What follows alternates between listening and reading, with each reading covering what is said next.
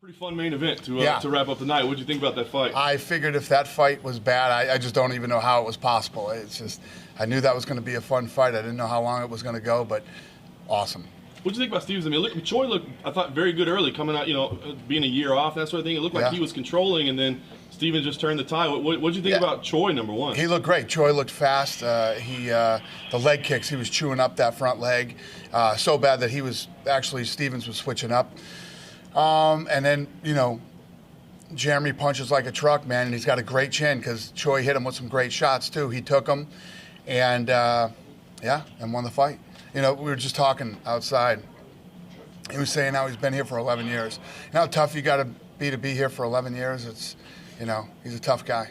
No doubt. This was a fun card, I think, from start to finish, but we had the week was kind of weird. I wanted to ask you about Uriah Hall. Have you had actually just saw Zach Cummins out in the hallway too, with stitches in the back of his head, and he wants to turn right around and fight. He told me my CAT scan was perfect, but I don't like the idea of a guy who got knocked out by a tub. It's not even the fight. It's the sparring that he would have to do to get ready for his next fight. I think he needs to take a little time off, and told him we'd talk about it. And you know how fighters are. He's obviously such a goofy, accident. He's so upset and wants to fight, but I think he needs to take a little time. Yeah. And then Uriah Hall, I have a very long relationship with Uriah. I like him very much personally, but the guys at the PI, the UFC PI, said he's the most, what's the word? He's the most. He doesn't take it serious. He doesn't take his training serious. He doesn't do what anybody tells him. He does his own thing. A week before the fight, he went to L.A. and was hanging out in L.A. in clubs and stuff. So, not good. So I'm gonna talk to him. He texted me tonight. Do we know his health he's condition? back at his room. Obviously, he's not good. And if you don't cut weight the right way and you don't do what you're supposed to do, this is what happens. Dana, talk about the crowd in St. Louis. They were into it from the start. The crowd was awesome in St. Louis. This place is so great, man. I love the crowd, and the whole place was screaming to me to bring a pay-per-view back here, and we will absolutely bring a pay-per-view back here. This place was awesome, and I loved it. What kind of timetable are we looking at for that? Well, we haven't left yet, so we got to keep you here. We can't let you leave. We'll be back next weekend. When we leave and get further on in the year and start planning new dates, definitely St. Louis is in the books. One of the great things that I loved about this city is, obviously it was a rough week for us, like we were talking about with the card changes. Not only did it not affect, the ticket sales went up. They didn't go down. There was no returns, and this city wanted the UFC, and they were an awesome crowd tonight, and I will reciprocate with a pay-per-view, and we'll be back. What an incredible moment, the return of Matt Hughes. Can you just take us through kind of putting that together, keeping it under wraps, just the whole thing? It was super emotional for me. Matt Hughes is a guy, much like Chuck Liddell, that's been to my house on holidays, and my kids hang with his kids, and we kind of grew up together in this sport, and tonight was a big night for me. And Dan Lambert, the people in MMA know who Dan Lambert is, but he's very close to Matt Hughes tonight. So, we've kind of been keeping each other in the loop through this whole, horrible tragedy that happened with him, and for the three of us tonight to be together, and Matt's wife, it was awesome. Very, very cool. Have you talked to Vitor yet? I haven't seen her talk to Vitor yet, but we'll give Vitor a fight. He was talking about maybe fighting in London. Yeah, I know that's the fight he wants. He wants to fight Bisping in London. So. And do you want? That's the fight he wants, yeah. No, do you I don't know. We'll see. I still got to get back home and get in the room and figure it out. But I'm not opposed to it. No. What about his show money? Did he get any or No. We offered him a fight tonight. Vitor could have fought tonight. We got him a fight and offered him a fight. He turned it down. We also got him a fight in Boston, and he turned that down too. Can you tell us against who was the? Yeah, I don't. But Mick and those guys know. I just got back from vacation, so yeah. But yeah, we offered. Vitor could have fought tonight. He turned it down. So. He didn't want to fight in Boston either. And he didn't want to fight in Boston either. But then, talking about the weight problems, man, we have the numbers, of the fighters that didn't make the weight since the early weighting started. It's about 51 fighters. And don't you think that's too much? Don't you think that's time to rethink about that? Or the No, fighters what I didn't think- adapt it? What I think they need to think about is fight at 205. Fight at 205 Fighting in another division. or show up and do what you're supposed to do. There's ways to cut weight properly and safely. You need to start doing that. You know, that's why we are encouraging everybody to come to the UFC Performance Institute.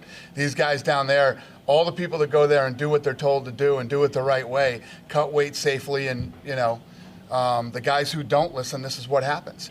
And much like the Kelvin Gastelums and the Johnny Hendricks and a lot of other people out there, if you can't make that weight, then fight at a higher weight division. Dan, kind of on that note, when we were talking about tying in there earlier, the welterweight division, there's a lot of questions about who gets the next fight, that kind of thing.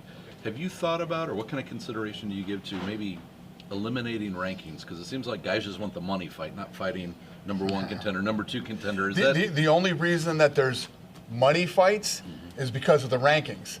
Guy gets up into the top 10, then a guy breaks into the top 5. When a guy breaks into the top 5, that's when everybody's interested in him. You know what I mean?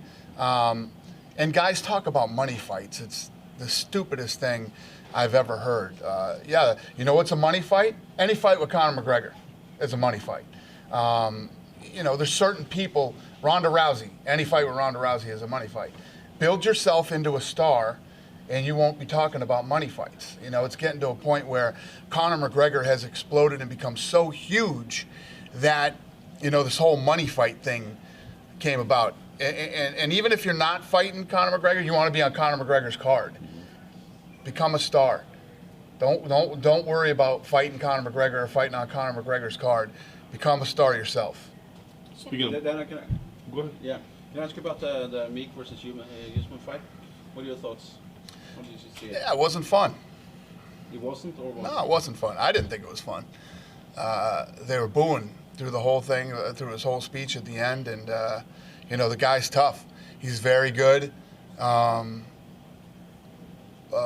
I didn't think it was a great fight. What were you expecting? I always expect the guys not to push up against the fence and lay on the ground and not try to do damage and finish them. I mean, Usman's calling out top guys. You just fought a guy that wasn't ranked and went to a decision, and the people were booing you at the end. I don't think that that's the right time to call a guy out after you just had a fight where they're booing you out of the stadium. He said he'd like to fight Covington, and maybe they could be tough coaches. Would you be, think about that? I mean, they've got a little beef between each other. Would that be something you'd consider? Yeah, I just don't think either one of those guys have done anything to really, cement themselves as tough coaches right now. Although beating Damian Maia is a very big deal. Very big deal. And after Usman's fight tonight, I just don't see those guys as, What were your thoughts on Meek's performance? Who? Meek. How do you think he performed? Yeah, I thought everybody looked good tonight. I wasn't crazy about the Usman fight, but Usman did what he does, and, he won the fight. But, yeah, I thought everybody looked good. Dana, we saw some reports this week about Khabib and Tony Ferguson maybe fighting April 7th in Brooklyn. Are you able to confirm whether or not that's the plan or the target right now? Did we put out a press release? You about guys it had yet? not put out a press release, Then but there were some reports. Then I probably can't talk about it then. What about Amanda and Cyborg? What is the situation? Yeah, that's the fight that I want to do. That's the fight that I want. So we're working on it. That's the fight. Amanda wants to fight her, and we're finally in a position where we can give Cyborg big fights with big name people and money fights. She was campaigning, though, saying that she doesn't want to fight Amanda, that she wants you to bring more girls to the 145 division to develop. If there were more girls in the 145 division, I'd be doing it. You know what I mean? If there were people that, you have to understand too, at the end of the day, people want to see tough fights, and I just gave Cyborg probably her toughest fight in MMA. And now Amanda Nunes is no joke, and she wants to go. Originally, want to talk about 145-pounders, she was a 145-pound fighter. She was brought into Strikeforce to fight Cyborg. So, it's just happening a little later than everybody had planned. And Amanda's ready, and that's the fight everybody wants to see. There are some rumors about a card in Brazil in May. Is there anything you can tell us about it? Did we put out a press release about it? Then I probably shouldn't talk about it. Where does the McGregor-Mayweather fight rank on your career accolades list? Financially, huge. You know, it was a crazy fight to make. You know, people wanted to see it. We made it. Financially, it's the biggest thing ever. If you listen to the Weasel from Showtime and his bullshit, you know, first of all, they were only involved in the American pay-per-view side of it. But as far as, you know, the fight overall, it's the biggest boxing event ever. And one of the guys wasn't a boxer, so. Would you do it again? No, I don't want to do it again. I heard that Floyd Mayweather showed up last night at one of the nightclubs in Vegas with a Conor McGregor t-shirt on. You know, and I know these guys have been talking shit, but I want Conor to, you know, start training again and come back and defend his title. What do you think about talking about cyber boxing against Cecilia Brækhus? I don't like that either. I would like to see her fight Amanda, and you know, I've been talking about getting into boxing lately, but I want to see boxers fight boxers, and I want to see mixed martial artists fight mixed martial artists. I know you've been on vacation, but are we any closer to having resolution with Conor, knowing that, you know, is he committing to a time? Yeah, no, we haven't committed to a time yet, but, you know, as long as Conor wants to fight still, you know, Conor and I always get it done, you know.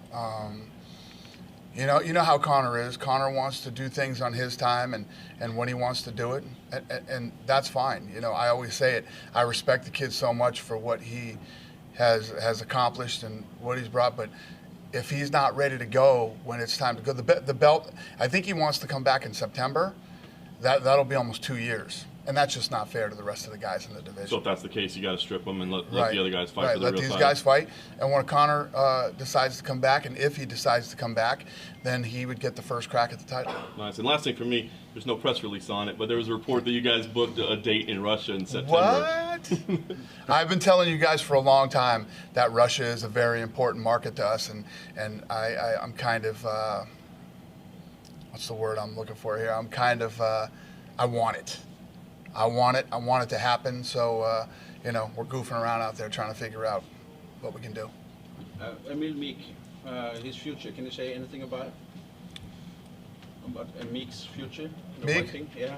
Yeah, no, he's a tough guy, man. He comes to fight, and, you know, going against a guy like Usman who does what he does so well, he looked good tonight. He you know, he fought a good fight. He did his best to try to keep the fight standing and get back to his feet. So yeah, no, I like the guy. I like guys who come to fight. When will he fight again? He just fought. I don't know. give the guy some time off. Question for you in the back. I know you had talked to Kevin Ioli of Yahoo Sports about having, I believe, meetings in January and February about Zuffa boxing. Right. Have you had your January meeting? No. I just got back from vacation a couple days ago. Actually, what the fuck? I just got home yesterday, and I flew here. No, Friday I got home, and I flew here Friday night. And then I go home. It's Martin Luther King Day tomorrow, and then I fly to Boston on Tuesday. So my assistant is getting all those meetings dialed in as we speak. And any timeline, anything new you can tell us as far as Zuffa boxing goes? Just I haven't had. Well, I did have one meeting. I had one meeting, and I'm looking to knock out the rest in the next 2 months here. Thank you, sir. Or a month and a half. Thank you. What did you think about the girls fighting tonight? The girls? Yeah, there were some good girls fights. Irene is super tough, and that was a great fight. And yeah, Paige's fight was good. Yeah. Is it a broken arm? She said she thinks she has a broken arm, but I haven't heard any updates on what's wrong. I imagine if the arm was broken, we would probably know by now, but I haven't heard. Do you guys know Paige Van Zant's arm? She was transported, but we haven't heard if it's broken for Yeah, we haven't heard. Cool. Okay, guys. Thank you. That it? Thank you. All right. Thank you. Thank you, guys. Good to see you. Thank you.